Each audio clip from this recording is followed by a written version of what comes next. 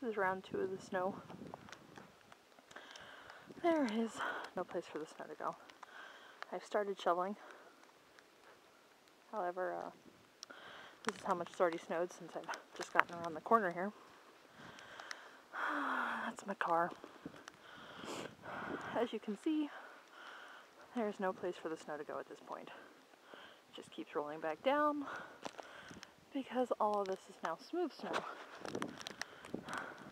That's as far as I can see better the car there. I don't see how I'm going to be able to go to work tomorrow.